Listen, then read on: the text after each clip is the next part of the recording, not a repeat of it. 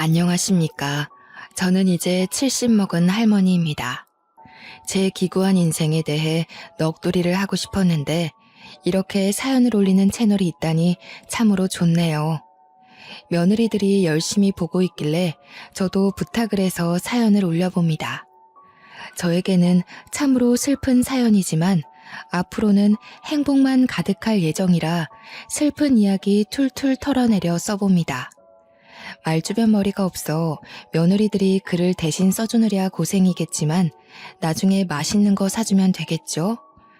저는 아주 평범하게 자랐습니다. 작게 인쇄소를 하시던 아버지 밑에서 잉크 냄새를 맡으면서 자랐습니다. 어머니께서는 손이 넉넉하신 분이셔서 늘 만든 음식들을 사람들에게 베풀며 살아오셨습니다. 엄청나게 부유했던 집은 아니지만 아버지의 일거리가 끊임이 없었기에 가난에 허덕이는 일 없이 잘 먹고 무럭무럭 자랐습니다. 아버지께서는 늘 저에게 좋은 사람 만나서 시집을 잘 가야 한다고 했었습니다. 그때만 해도 여자가 일을 하면 남자가 놀고 먹는 한량인가 하는 소리를 들었다고 했습니다. 자고로 굶겨 죽이지 않을 남자와 결혼해서 아들, 딸 많이 낳고 살아야 복이 있다는 소리를 듣는다고 했죠. 어머니께서도 아이를 많이 낳아 다복한 가정을 이루고 싶어 하셨었지만 저를 낳고 몸이 안 좋아지시는 바람에 아이를 더 갖지 못하게 되셨다고 했습니다. 하나뿐인 딸이기에 얼마나 애지중지 키웠겠습니까? 그런 저에게 소위 말하는 좋은 남자가 생겼고 양가의 축복 아래 결혼도 하게 되었습니다. 하지만 결혼하고 나서 점점 상황이 이상해졌습니다. 갑자기 시아버지께서 심장마비로 객사를 하셨고요. 시어머니께서는 시아버지를 잃은 슬픔에 시름시름 앓다가 돌아가셨습니다. 결혼하자마자 치룬 장례에 저는 정신이 없었습니다. 거기다가 두 분의 상을 치룬 지 얼마 안 되어 저희 아버지 인쇄소에 불이 나서 주변 건물들까지 손해를 끼치고 말았습니다. 한순간에 전 재산을 잃고 주변 상가에게도 피해를 변상해야 했습니다. 그래도 저는 두 분 건강에 이상이 없다는 것만으로도 감사했습니다. 하지만 빚더미에 앉게 되었습니다. 그때는 보험이랄 것도 제대로 없어서 피해 변상은 고스란히 아버지의 몫이었습니다. 저희 남편은 제 부모님의 몫의 빚까지 떠안아 주겠다고 했습니다. 저는 면목이 없었죠. 하지만 정말 좋은 남자였습니다. 저에게 아무런 걱정하지 말라고 우리 마누라 고생은 절대 안 시킨다면서 본인 일을 늘리더라고요. 남편은 건설 현장에서 타일을 붙이는 일을 하는 타일공이었습니다. 몸이 매우 힘들지만 일을 하는 만큼 돈을 벌 수 있는 직업이었습니다. 남편은 일을 늘려서 하루 종일 집에 붙어 있지 못했습니다.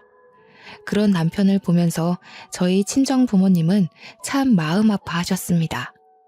그러다가 어깨를 다친 남편이 잠시 일을 쉬게 되었어요. 목구멍에 풀칠이라도 해야 하는데 너무나도 걱정이 많았습니다. 제 걱정이 늘어나고 한숨이 늘어날 때마다 남편은 늘 미안해했습니다. 미안해 여보, 내가 다치지만 않았어도. 무슨 그런 서운한 소리를 해요. 당신이 이만큼만 다친 것도 너무 다행이에요. 저는 남편을 대신해서 일을 하기 위해 부업을 시작했습니다. 친정 부모님께서도 부업을 하는 저를 보고 같이 도와주시기 시작했어요. 그렇게 소일거리를 하며 한 푼 두 푼 모아 빚을 갚고 남편의 어깨도 회복되어 다시 일을 시작했습니다. 당시에 새로운 건축 양식이 유행하면서 화장실에만 붙이던 타일을 주방이나 거실에도 붙이기 시작했어요. 남편의 일거리는 늘었고 저희 가족은 다시 안정을 찾을 수 있었습니다. 저는 하던 부업을 놓치지 않고 열심히 가게의 보탬이 되기 위해 노력했습니다. 그러던 어느 날 친정 어머니께서 저에게 급히 전화를 하셔서는 혹시 임신했냐고 물어보시는 거예요. 저는 별다른 증상을 못 느끼고 있었는데 순간 생리가 늦어지고 있다는 것을 알았습니다. 그래서 왜 그러느냐 여쭈어 봤더니 글쎄 친정어머니 꿈에 황금거위가 날아와서 황금알 하나를 품에 쏙 안기고 사라졌다는 거예요. 내가 태몽을 꾼 게 확실하지? 아직 몰라요. 생리가 좀 늦어지긴 하는데. 어머 얘, 그럼 임신이 맞나 보다. 근데 내가 이게 태몽인지 아닌지 조금 헷갈렸던 부분이 있는데. 꿈 끝이 별로 안 좋았어요? 아니 글쎄, 내가 알을 잘 품고 가다가 돌부리에 넘어져서 알을 깨트렸지 뭐야? 근데 노른자가 2개나 있더라고. 터지긴 했지만 그래도 괜찮겠지? 저는 어차피 꿈이고 아직 임신한 것도 아닌데 너무 걱정하지 마시라고 전했습니다. 그날 저녁 약국에서 임신 테스트기를 사왔어요. 약사님께서 아침 첫 소변으로 하는 게 가장 정확하다고 하셔서 다음날 아침까지 기다렸습니다. 임신 테스트기에는 양성 반응이 떴어요. 제가 정말로 임신을 하고 만 것이었죠. 아이를 벌써 가지려는 계획은 없었지만 그 당시에 계획이라는 게 뭐가 있나요? 생기면 생기는 대로 낳는 것이 당시의 규칙이었죠. 그런데 이상하게도 먹는 거 없이 살이 많이 찌기 시작했어요. 입덧이 꽤 심한 편이었음에도 불구하고 다른 임산부들보다 배가 훨씬 불러왔습니다. 그 당시에는 조산원이라는 곳에서 애를 낳는 것이 대부분이었습니다. 돈이나 좀 있거나 아니면 고위험군 산모일 경우에나 병원에서 애를 낳았죠. 산파가 아이를 받는 전문 조사원에 다니고 있었으니 요즘 말하는 초음파니 뭐니 그런 검사는 없었습니다. 남편은 그냥 남들보다 아이가 큰가 보다 했지만 저는 뭔가 불안했어요. 고작 임신 4개월일 뿐인데 다른 임산부들 7개월쯤 되는 배를 가지고 있었거든요. 저는 남편이 일이 바빠 혼자 병원으로 향하고 있었습니다. 평소와 다를 거 없이 버스 정류장에서 버스가 언제 오나 목 빠지게 기다리고 있는데 뒤에서 누군가가 저를 불렀습니다. 뒤를 돌아봤는데 아무도 없었어요. 영 꺼림칙해서 앞을 보려는데 다시금 소리가 들려왔습니다. 저 멀리서 웬 할머니 한 분이 색동 저고리를 입고 저에게 손짓을 하고 있었어요. 저는 덜컥 겁이 났습니다. 너무나도 선명하게 보이는 색동 저고리에 제가 귀신을 보고 있나 싶었거든요. 제가 쭈뼛쭈뼛 하면서 무시하려고 하자 할머니는 제게 큰 소리를 내면서 말했습니다. 당장 이리 오래도. 저는 제 귀를 쩌렁쩌렁하게 울리는 호통에 놀라서 뭔가를 홀린 듯 할머니 앞으로 다가갔어요. 할머니는 길에서 돗자리를 펴놓고 사주 같은 걸 봐주시는지 작은 나무상에 한자로 된 책을 3권 정도 올려두셨더라고요. 저는 임신한 몸이라 솔직히 뭔가 내키지 않았습니다. 보자, 이름이 뭐고? 제 이름이 왜요? 우리 할망은 그렇게 말대꾸하는 거 안 좋아한다. 이름이 뭐고? 윤순애입니다. 아이고, 이름 획수가 잘못된 게 틀림없네. 진실한 순자 쓰나. 제 이름은 참으로 진실로 할 때 순자를 쓰고 있었습니다. 한자를 말하지도 않았는데 덜컥 맞추는 할머니에 소스라치게 놀랐습니다. 우리 할망이 그러는데 이름에 삼수변 삼액자가 붙어야 하는데 기구한 운명의 획이 하나 추가되어 죽을 사가 붙었다고 하시는구만. 진실로 순자가 아니라 따라 죽을 순이 붙었어. 저는 너무나도 기분이 나빴습니다. 제 아이가 뱃속에 떡하니 자리를 잡고 있는데 그런 불길한 소리를 하니 얼마나 불안하고 불쾌했겠습니까? 자리를 박차고 일어나려고 하는데 할머니께서 제 손을 꽉 붙들어 매셨어요. 그 힘이 얼마나 강하던지 제가 감히 이길 수 없는 정도였습니다. 갑자기 눈알을 확 뒤집었다가 푸시더니 제 눈을 똑바로 쳐다보고 제 배를 뚫어져라 보셨습니다. 그러더니 쌀알을 몇 개 휙 던지시고는 중얼중얼 하시는 겁니다. 저는 너무 소름 끼치고 무서워서 도망가고 싶었는데 2 다리가 묶인 것 마냥 그 자리에서 일어날 수가 없었습니다. 너무 끈끈하게 묶여 있어서 내가 그 끈을 함부로 풀어낼 수가 없네. 자네 아이 2 다 살리고 싶으면 한 아이를 포기해야 해. 아이 둘 다 살리고 싶으면? 그게 무슨 소리래요? 뱃속의 아이 말이야.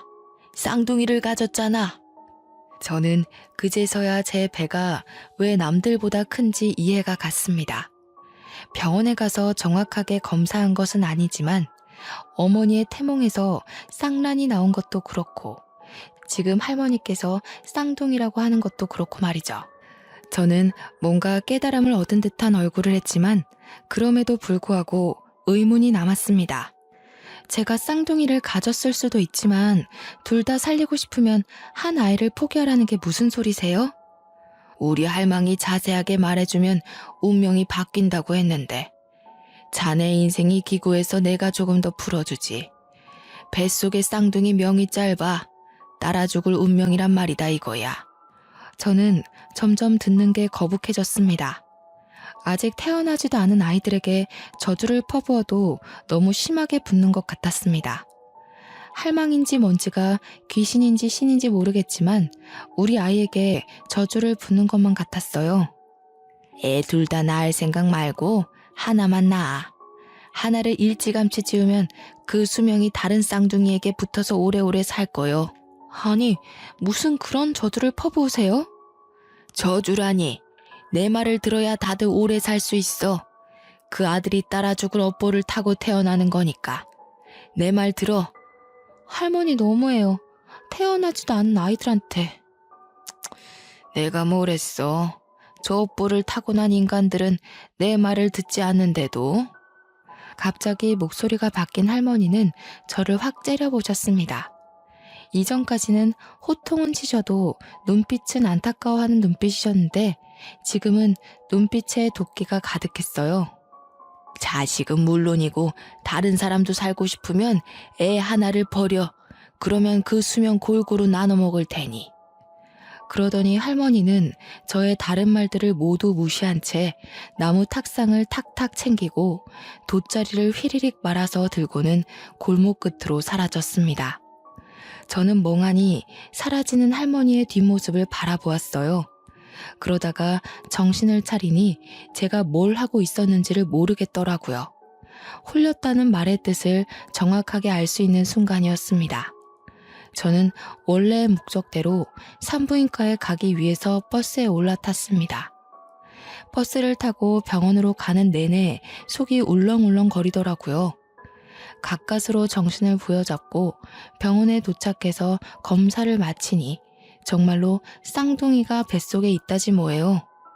참말로 신기한 경험이 아닐 수 없습니다. 친정엄마가 꾸신 꿈도 그렇고 점쟁이로 보여지는 할머니도 그렇고 모두들 저에게 쌍둥이에 관련된 이야기를 해주셨으니까요. 그런데 쌍둥이인 걸 알자마자 제 마음속에 불안의 촛불이 탁 켜졌습니다. 쌍둥이 명이 짧아 따라 죽을 운명이란 말이다. 저는 서둘러 동네로 왔습니다. 그리고는 점쟁이 할머니가 있었던 그 자리로 달려갔어요. 하지만 할머니의 흔적은 그 어디에도 없었습니다. 저는 지푸라기라도 잡는 심정으로 할머니를 아는 사람들을 찾기 시작했어요. 근처 상인들이라면 충분히 알고도 남았을 것이라고 생각했습니다. 저기요, 과일 가게 아주머니. 여기서 앉아서 점을 보시던 색동옷 입은 할머니 못 보셨어요? 어머 세댁, 무슨 꿈이라도 꿨어? 이 근처에는 그런 점쟁이 할멈 없어. 내가 여기서 장사를 10년 넘게 했는데 그런 할머니는 못 봤는걸? 아까 한 2시간 전만 해도 있었는데 참말로 못 보셨어요?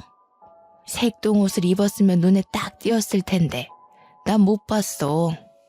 여기서 색동옷 입고 앉아 있었다가는 미친 사람으로 오해받기 딱 쉽지. 나도 그런 할머니는 본 적이 있는데 새댁이 잘못 본 거 아니야? 저짝 골목 끝으로 가면 무당집이 하나 있긴 한디. 근데 뱃속에 애도 있으면서 귀신이라도 붙어오면 어떡해? 저는 마지막 상인분의 말씀을 기억해두고 골목 끝에 있는 무당집을 찾아갔습니다. 임신해서 부른 배를 하고 들어가기 좀 무서웠지만 금방 점쟁이가 버선발로 나와 저를 맞이해 주었습니다. 하지만 제가 낮에 봤던 할머니가 아니었어요. 저는 점을 보지 않겠다고 하고는 다시 나왔습니다. 그 이후로도 며칠을 버스 정류장 앞에서 할머니가 앉아있던 곳을 바라보며 기다렸지만 그 할머니는 영영 나타나지 않았습니다. 정말 소름이 쫙 돋았어요.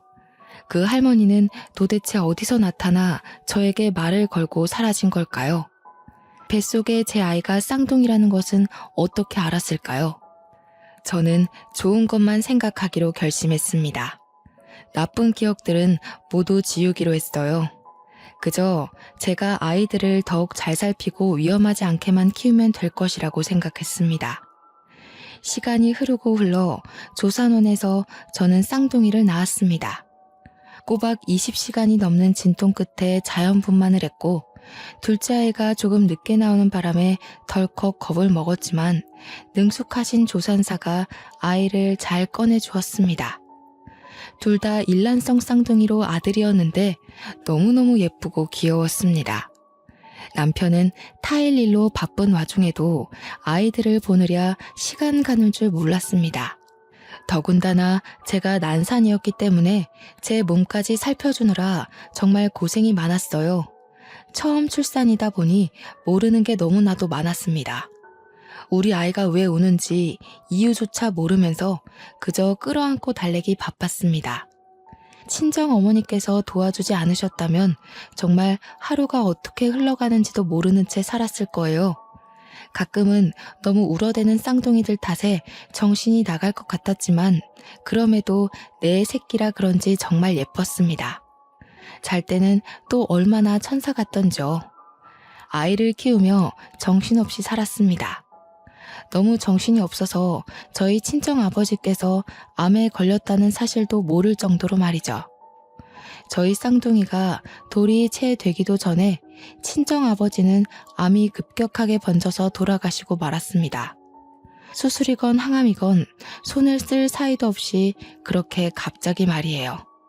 아버지는 우리 아이들이 밥을 얼마나 잘 먹는지, 걸음마를 언제 뗐는지 엄마 아빠 하고 부르는 것도 모른 채 돌아가셨습니다. 저희 친정 어머니께서는 결국 외로움을 견디지 못하시고 저희와 합가를 하게 되었습니다.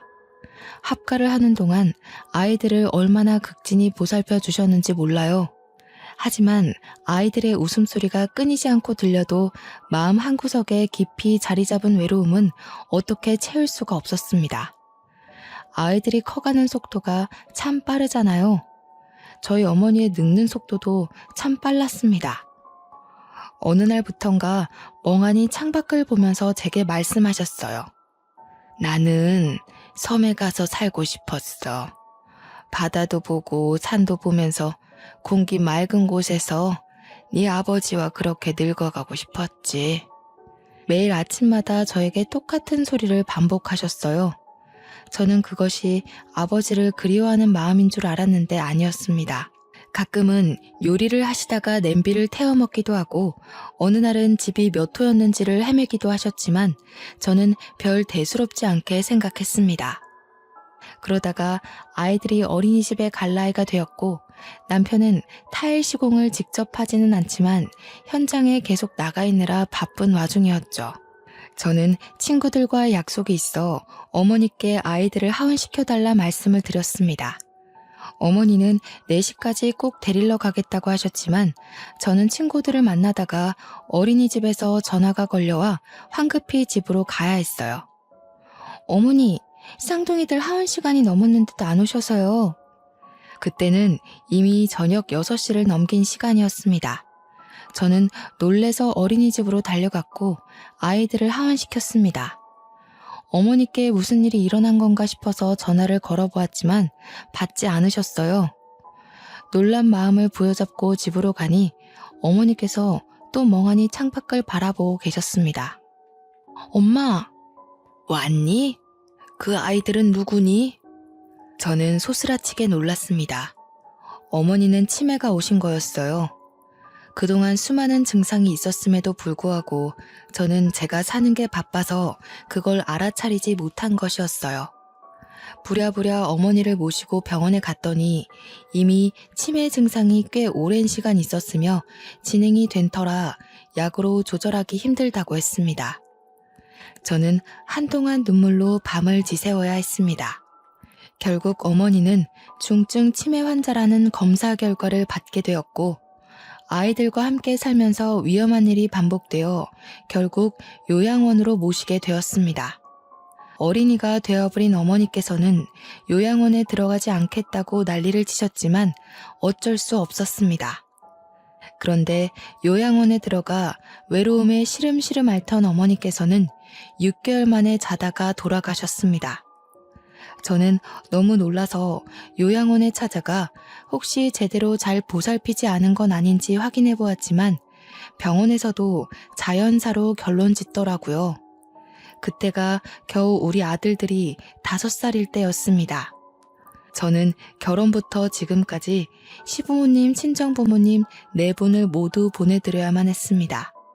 문득 버스 정류장에서 우연히 만났던 할머니의 말이 떠오르더라고요.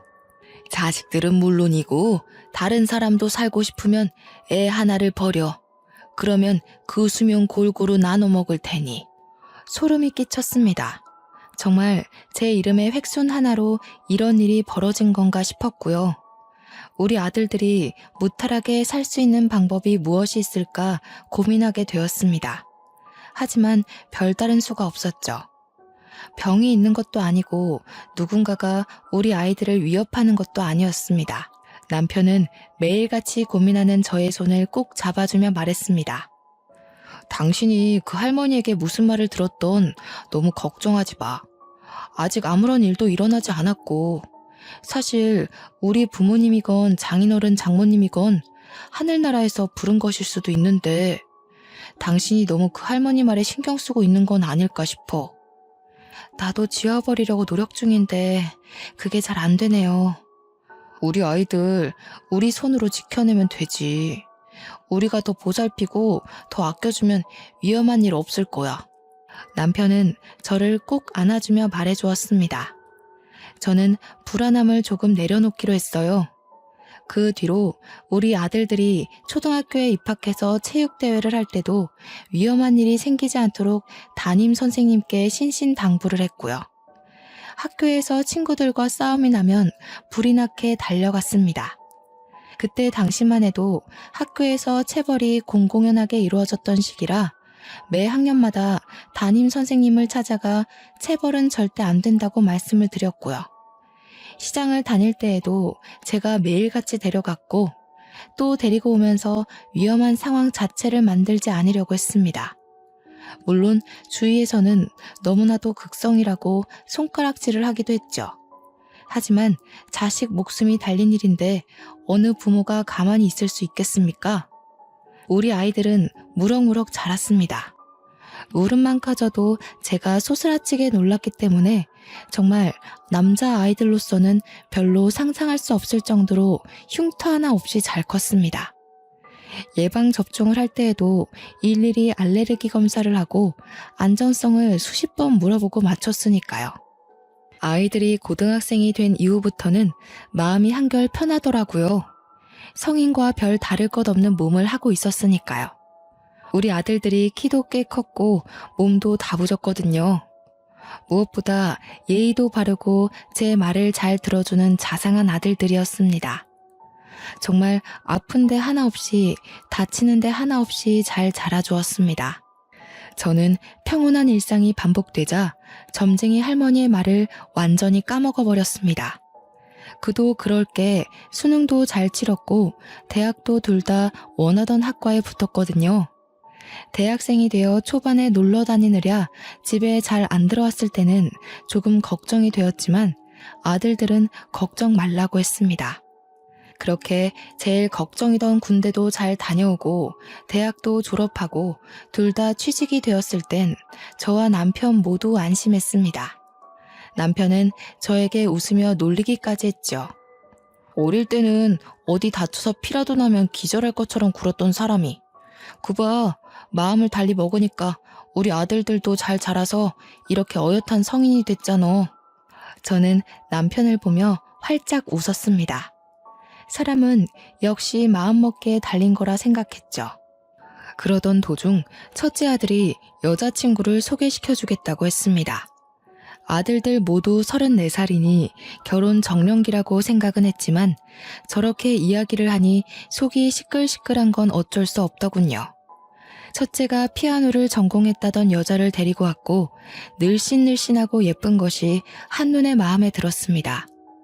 인사를 나누는 자리에서 처음에 저를 어색해했지만 제가 마음을 열고 다가가니 사르르 녹는 애교를 장착하고 저를 대하더군요.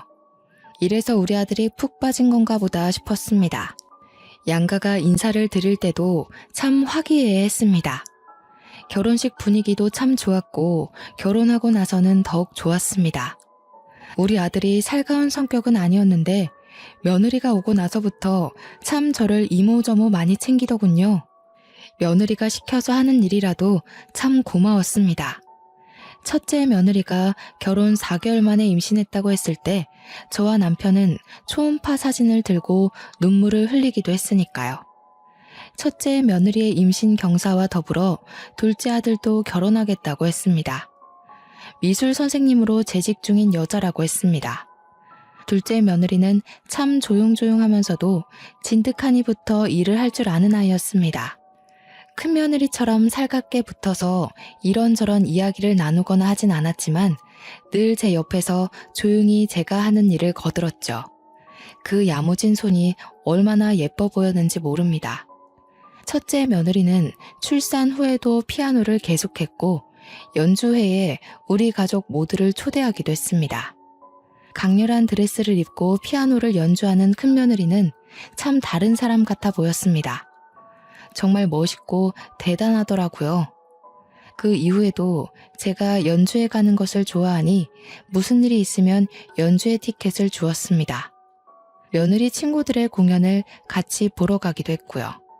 둘째 며느리는 학교에서 미술 선생님으로 일을 하면서도 자기 전시회라는 것을 열더라고요. 미술이라는 걸 하나도 모르는 제가 봐도 그림이 너무 아름다웠습니다.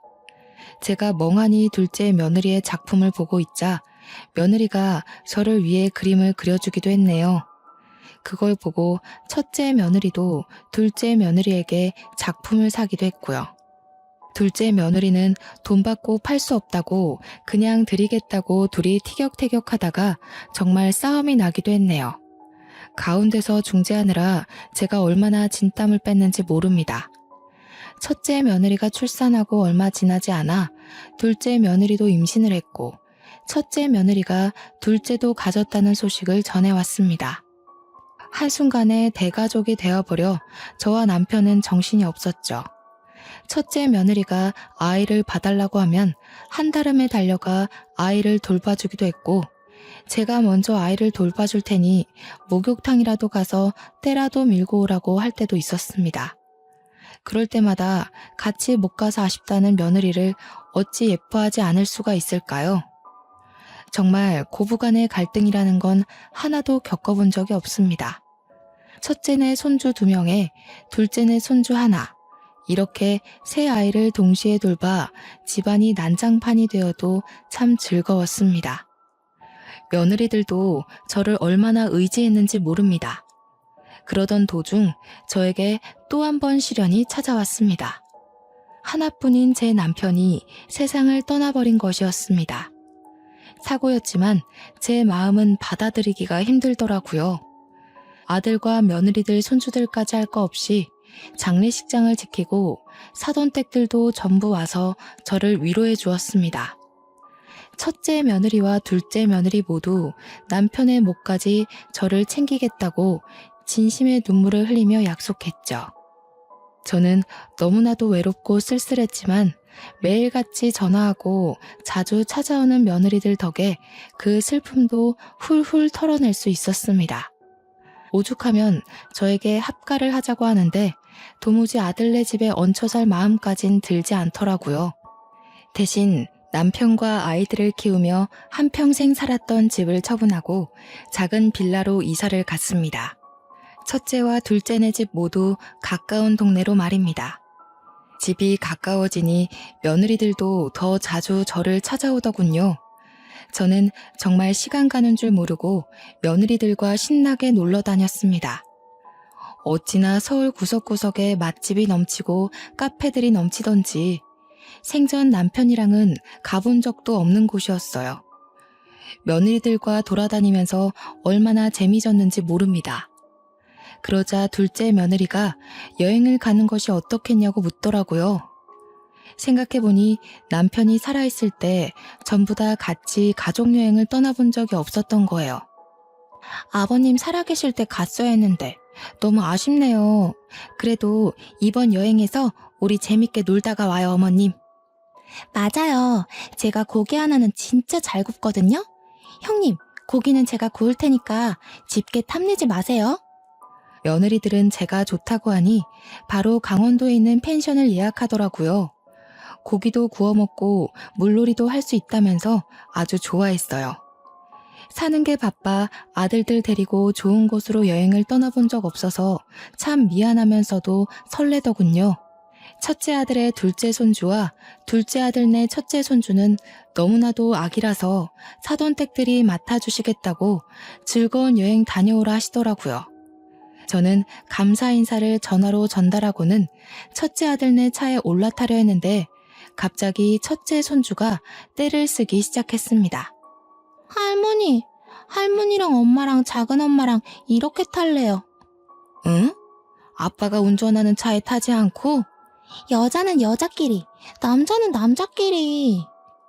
요즘 유치원에서 여자 남자 편갈라서 논다고 하더니 집에서도 이러네요. 형수님, 조카가 원하는데 뭐 어때요? 저랑 형이랑 운전해서 갈 테니 형 차를 형수님이 운전해서 오시면 되겠네요. 좋아. 손주의 바람대로 여자차, 남자차 나눠서 타기로 했습니다.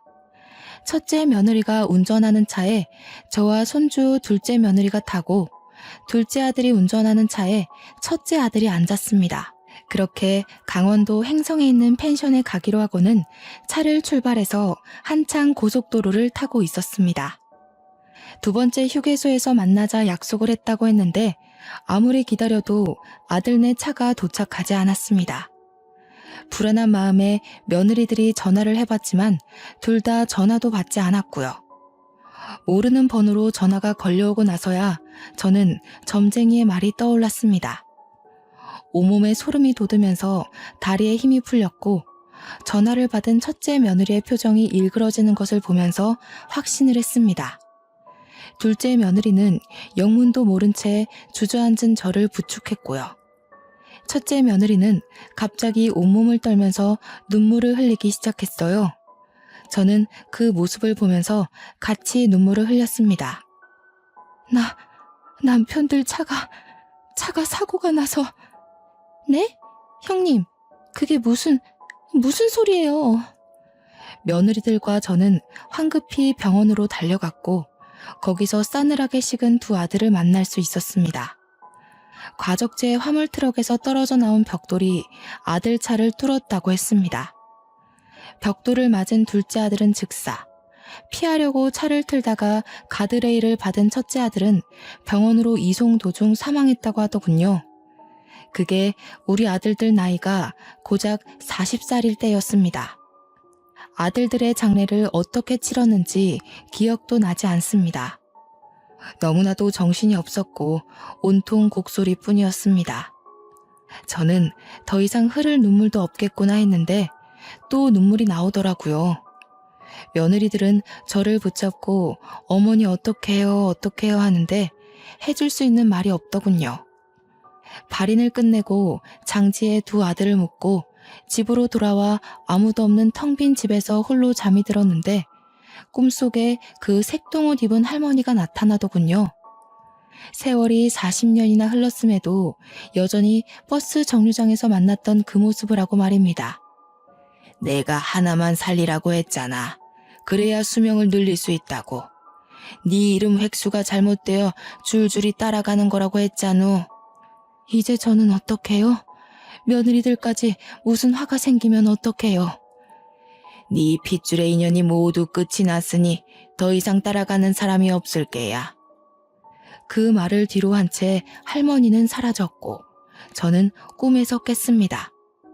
제게 나타나서 더 이상 따라가는 사람이 없을 거라 했지만 저는 불안했어요. 저는 빌라를 매매로 내놓았습니다. 자리가 좋고 신축이라 그런지 금방 좋은 값을 받고 팔 수 있었습니다. 남편과 살았던 집을 팔고 남았던 돈과 빌라 매매값을 합치니 수중에 4억 정도 생기더라고요. 저는 며느리들을 불렀습니다. 그리고 각각 2억씩 나눠주었죠. 며느리들은 절대 받지 못한다며 한사코 거절했지만 제가 큰 소리를 내니 마지못해 받았습니다. 나는 이제 바다도 보고 산도 볼 수 있는 섬으로 떠날게야. 우리 어머니의 소원이셨지. 이제 나는 신경 쓰지 말고 우리 며느리들 각자의 삶을 찾아가도록 해. 아직 나이도 젊은데 새 출발해야지. 며느리들은 저를 붙잡고 엉엉 울었습니다. 절대 못 보낸다고 평생 같이 살자고 하는 걸 매몰차게 밀어내고는 무작정 제주도로 떠났습니다. 그리고는 무작정 수녀원에 들어가 저를 받아달라고 했죠. 큰 수녀님께서는 제 사정을 묻지도 않으시고 저를 받아주셨습니다. 매일같이 기도를 드리며 스스로 감옥 생활을 자처했습니다. 그런 제가 참 안쓰러웠는지 어린 수녀들이고 큰 수녀님이고 할 것 없이 매일같이 저를 불러다가 맛있는 걸 먹여주시고 좋은 경치를 구경시켜 주었습니다. 그럼에도 불구하고 저는 두 아들들을 먼저 보냈다는 죄책감을 이겨내기 힘들었어요. 그렇게 1년을 넘는 시간 동안 열심히 수련을 하고 기도를 하니 마음 한구석이 한결 편해지더군요. 그런데 어느 날 큰 수녀님이 저를 찾는 사람들이 있다면서 기도를 하고 있는 저를 불러냈습니다. 앞마당에 나가니 첫째와 둘째 며느리들과 손주들이 저를 기다리고 있었습니다. 순간 눈물이 터지는데 흐르는 눈물을 막을 수가 없었습니다. 며느리들도 저보고 눈물을 흘리고 있더군요. 천천히 이야기하라면서 자리를 비켜주신 큰 수녀님 덕에 저희는 이산가족 상봉하듯 끌어안고 엉엉 울었습니다. 어디 가셨는지 알려주지도 않으셔서 정말 못 찾는 줄 알았어요. 알고 보니 저를 찾느라 참 고생했다고 하더군요. 제가 거주지를 옮기지 않고 지내다가 며칠 전에서야 전입신고를 수녀원으로 했는데 그걸 보고는 찾아온 것이었습니다. 어머님, 이제 저희와 같이 서울로 올라가요. 저희 그동안 취직도 하고 대출도 받아서 마당에 있는 주택을 샀어요. 어머님 모시고 살려고 일부러 큰 집으로 구했어요. 내가 염치 없이 어떻게 거기서 살 수가 있겠니? 괜한 짓을 했구나. 나는 여기가 편하고 저희 취업해서 일을 해야 한단 말이에요. 그럼 손주들은 누가 봐주시나요? 어머님이 와서 사랑으로 보살펴 주세요. 우리 남편들처럼 그렇게 키워주세요. 울면서 떼를 쓰는 며느리들에게 매몰차게 돌아가라 이야기를 하지 못하겠더군요. 며느리들은 인근에 숙소를 잡았다면서 기다리겠다고 꼭 같이 돌아갈 거라고 했습니다. 제 이야기를 대충 들은 큰 수녀님께서 무슨 걱정이 있으냐며 며느리들을 따라가라고 하시더군요. 우리 자매님께서 앞으로 얼마나 더 이 세상에 있다가 하나님의 부름을 받으실지 모르지 않습니까? 마지막은 가족들과 함께 오순도순 지내시면 얼마나 행복할까요? 저는 큰 수녀님의 말씀에 큰 결심을 하고 며느리들에게 연락을 했습니다. 내가 너희들에게 큰 짐이 될지는 모르지만 나 또한 내 가족과 함께 지내고 싶어 못 이기는 척 따라가마. 하지만 이거 하나만 약속해다오. 언제라도 좋은 사람이 나타나면 뒤도 돌아보지 않고 떠나는 게야. 어머님, 꼭 약속할게요.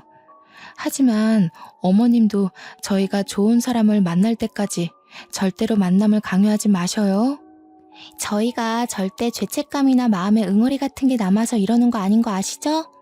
정말 어머님과 함께 할 때 너무 행복했고 그 행복이 그리워서 모시고 살겠다고 결심한 거였어요. 나도 너희와 함께 할 때 참 행복했단다. 하지만 죽은 아들들 때문에 이러는 거면 내가 너무 부담스럽구나. 저희는 그저 어머님과 함께 하고 싶은 것 뿐이에요. 말씀대로 약속 꼭 새겨 들을게요. 며느리들은 걱정 말라고 약속을 꼭 하겠다고 했습니다.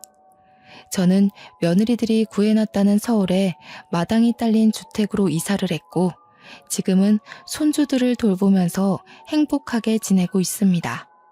우리 며느리들에게 좋은 사람을 언제든지 찾아가라 했지만 약속만 해놓고 지키지도 않네요. 벌써 같이 산 지 5년이라는 세월이 흘렀는데 손주들 쑥쑥 크는 맛에 참 재미지게 삽니다. 큰 며느리, 둘째 며느리, 손주 3명과 복작복작 사니 참 외로움을 느낄 시간도 없습니다. 사돈댁들도 여전히 저와 잘 지내고 있습니다. 저를 원망할 법도 한데 저를 참 많이 신경 써주십니다. 얼마 전 둘째 며느리네 바깥사돈이 돌아가시는 일이 있었습니다. 온 가족이 똘똘 뭉쳐 힘겹게 이겨내기로 약속했죠. 둘째 며느리네 안사돈도 우리들의 집으로 모시고 오기로 약속했습니다. 이렇게 온 가족이 하나 되어 살 수 있다니 얼마나 기쁜 일입니까? 앞으로도 영원히 우리 가족은 하나 되어 행복하게 살 겁니다. 나쁜 일은 다 잊어버리고 더 이상 보이지 않는 무언가에 휘둘리지 않으면서 말이죠. 저희 가족의 화창한 봄날을 모두 응원해주세요. 감사합니다.